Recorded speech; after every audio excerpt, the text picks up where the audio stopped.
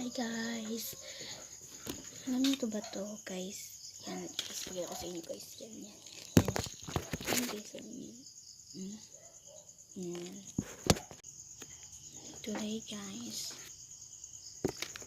Alam niyo ba yung mga prutas dito guys? So, tingnan niyo guys.